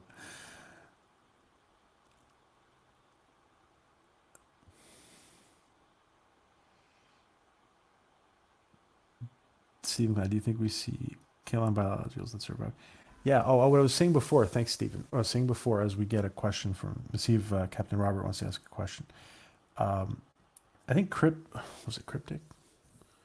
Was it Cryptic Charm? Who had said, I think, that first suggested that we could see, okay, in the Cavalon Zoo. I think it's the Cavalon, right? There's Cavalon Zoo we had where Ed and Kelly were once. It was suggested, I think, by Cryptic that we might see a sample of the creators of the Kalon maybe kept in that zoo. That was a great, interesting. That was a great idea. And if anybody in the Orville is watching, production staff, that is a great idea. I'm sure they have their own ideas by now. But, bye, Tank. Have a great Jaloja, long and prosper. Have a good night, Tank. Good to see you, my friend. So if we don't get a question from... Okay, I see that stuff. Yeah, he was on a live stream. Oh, he was on a live stream with a rabbi from another planet. Okay.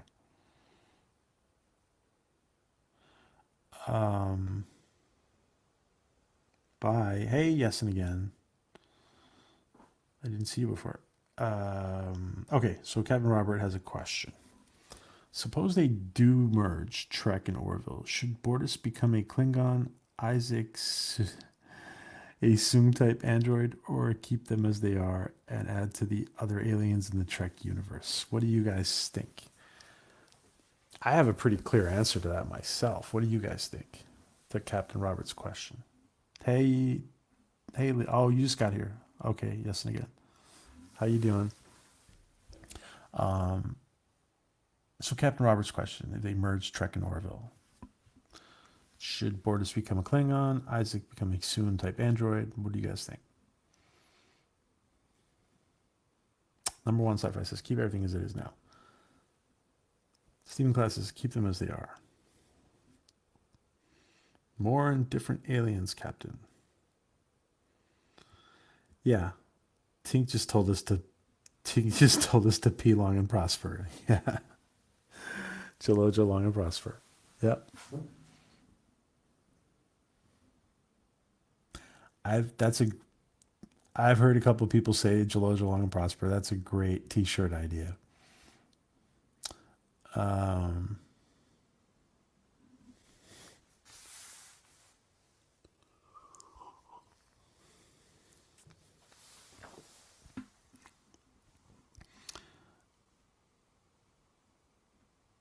Don't change. It would be so cool to see the interactions. Yeah, I would. My gut instinct on this would be Captain Robert. Steven says I agree. Steven Ernest says I agree with Adega.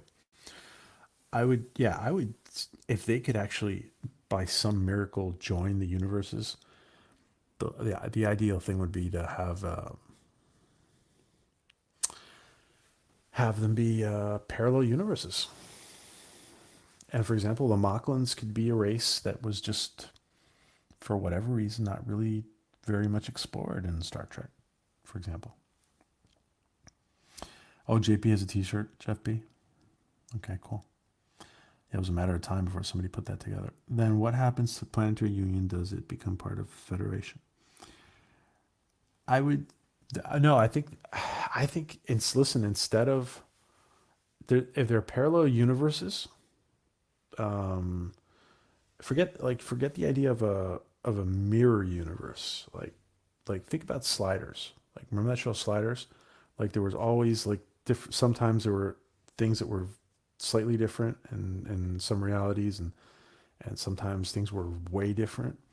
So I would think about it. I would think about that in in one universe the planetary union develops. They call it the planetary union. It's a little bit different, and the other one that's the Federation. Captain Robert says, "I'd keep them only if only because they've done so much world building with those races and be away." Yeah, that's the logical thing. Yeah, it was so much world building. Yeah, you would. I think you would keep it. You could explain. There's a lot of stuff you could explain why we haven't seen Klingons on the Orville, or why we haven't seen Mocklins on the on the Enterprise. You could explain that with good writing. Yeah, they've introduced multi-universes, 2D universes. Yes, Elihu, my friend Elihu is from a 2D universe, but he is a three-dimensional guy. Elihu rules over a 2D universe as a three-dimensional god. I'm just kidding, Elihu. I'm really tired. I'm saying stupid shit.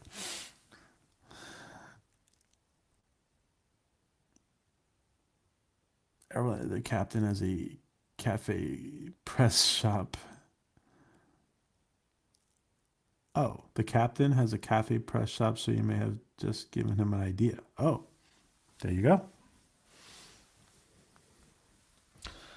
There's room for all kinds of t-shirts. Yeah, I didn't know that. That's great. That's great, Captain. Um, Flat World. Flat World. What a shirt. There's a lie here. Uh, there's the famous SF story Flatland. All right, guys. That was a good question, Captain Robert. I'm gonna have to wrap this up. So let's ask one more question. I'm gonna ask for a volunteer for the last question. Whoever raises their hand first can ask the last question. Yeah, post your captain. Post your shop. Absolutely. Mortimer says, I would like to see more of the krill eater that was mentioning Avis. Yeah, yeah, I would too, Mortimer. Absolutely. Oh, I'm so ready for Orville season 3, guys. I am so ready. Too bad we had to wait till September. It's too bad, but we're gonna get tidbits. We're gonna get stuff from them. Probably get some trailers, I would imagine, and not that they've said anything, but I would imagine we're gonna get trailers. Maybe hopefully by June or something, or maybe in the spring. Oh, probably earlier than June, I would imagine. Maybe May, April. Who knows? In this scenario, the Orville would suddenly become a Starfleet vessel. The Planetary Union is now the Federation of planets, etc. Like I said earlier, I'm still trying to work out. Oh, you're like, are you writing something, Captain Robert? Is that what you're doing? Are you writing something? You're working on.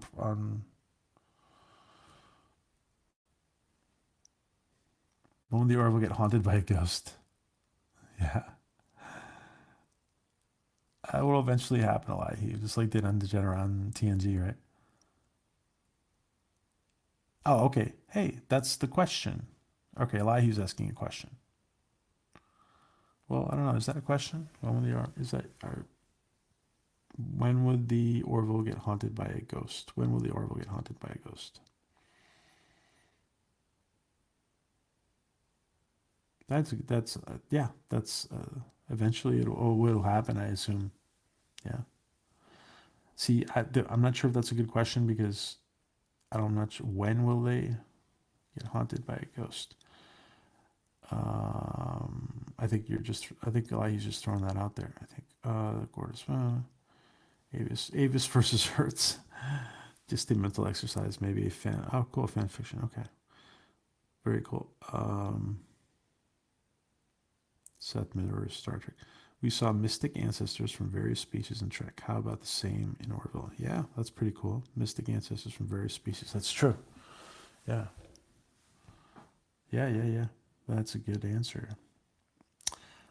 I like how Voyager, the ghost energy critter thing. The ghost energy. Oh, yeah. Yep.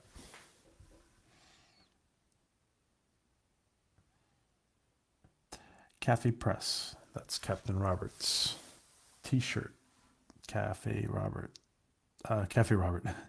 Cafe Press. Captain Roberts. T-shirts. Oh, we saw the Kirk ghost.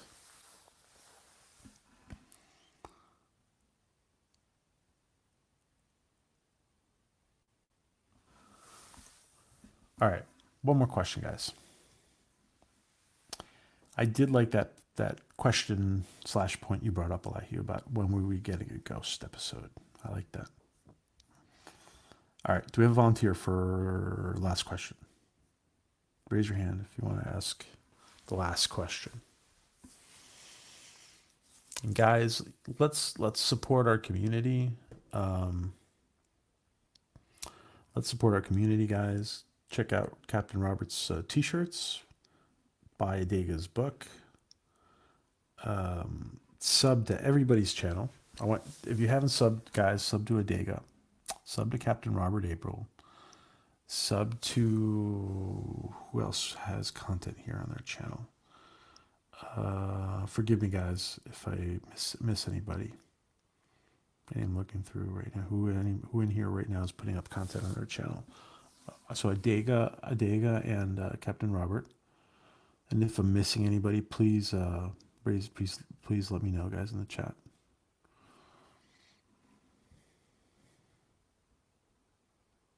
Okay, that's a good question, Mortimus. Do you guys prefer season-long arcs or self-contained stories? And of course, there can be some hybrid of that. So, that's a good question. Let's go with that for the last question. What do you guys think? That's a good question from Mortimus Maximus. Season-long arcs or self-contained stories, or some hybrid of that?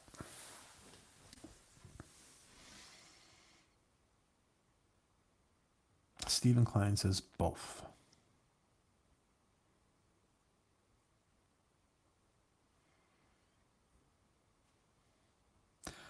Overlapping the two definitely, says Adega, the author in the room. I think we should give creative control of Star Trek to Adega. Things would improve real fast. Episodic hybrid, says Stephen Ernest. I like the hybrid the most. Season 4 of Enterprise, I love that story. Yeah, I was just thinking about Mr. Miles. They did some interesting stuff in season 4. They had little like mini arcs of 2 or 3 episodes. And of course, then you can have a long, like a seasonal arc, which doesn't really affect the individual episodes too much, but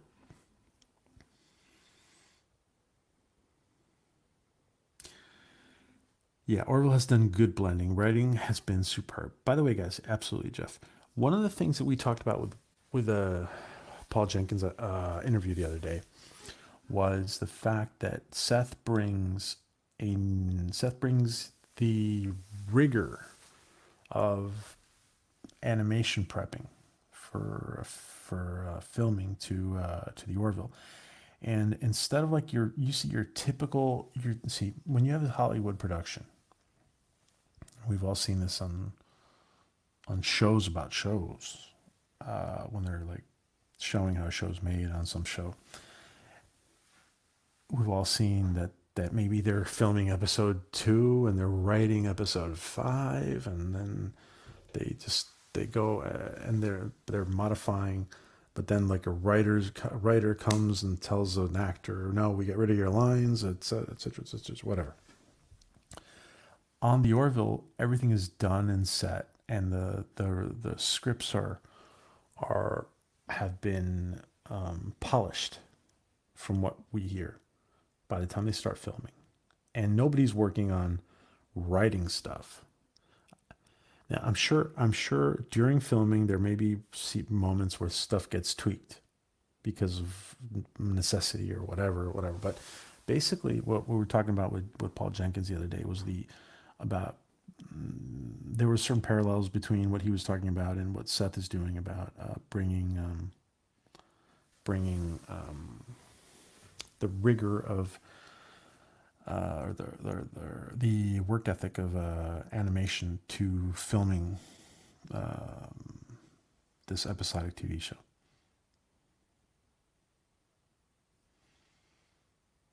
Okay, so if it's well written, either way, especially in our view on demand world, Adega says no. Is that no for you running Star Trek?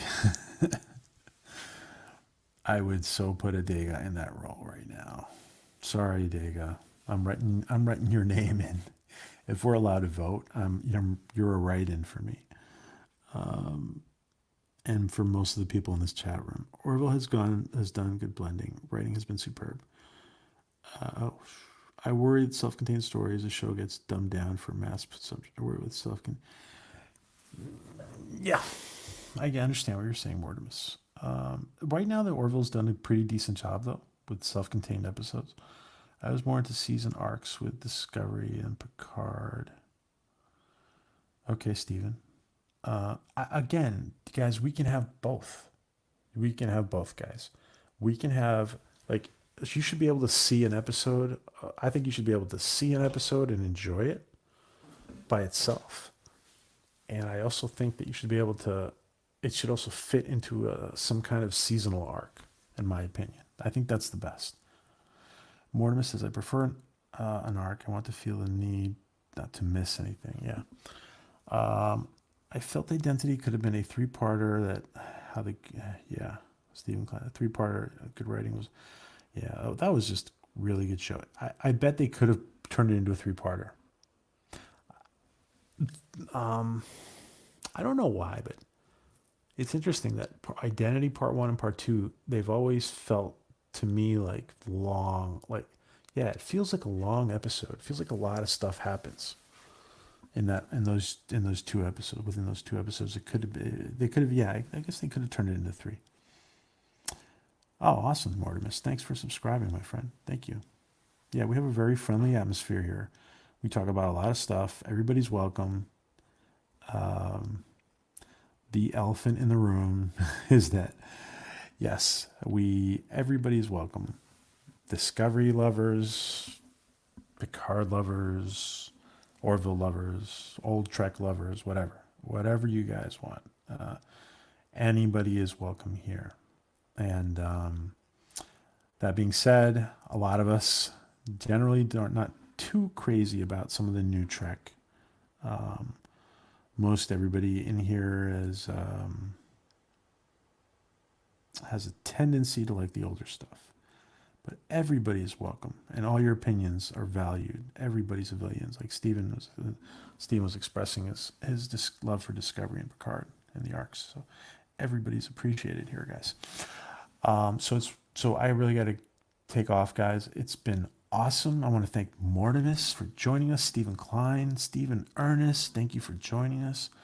Jeff B. Adega, thank you for wrenching. Everybody sub to Adega Outlaw, guys. Get his book. Don't even think about it. Go buy his book. Support Adega. He is an awesome guy. He is one of the most valued people in our greater community. And it's not just for the wrenching. It's for many other things.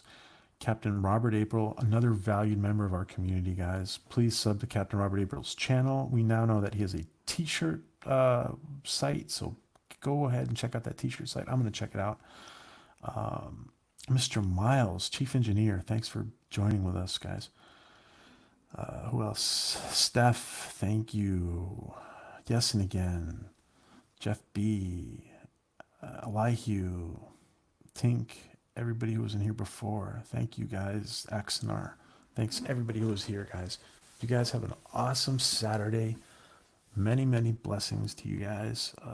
Night, yes, and again. Jaloja and Babui to you all, says Stephen. Yes, Stephen, Ernest, it was a lot of fun. Thank you for joining us, my friend. Thank you for joining us. Thank you, Adega. Good night, everybody. Hey, Captain Spire. Yeah, thank you, Captain Spire, for joining us. Good to see you, my friend. Have a great night, guys. Good night.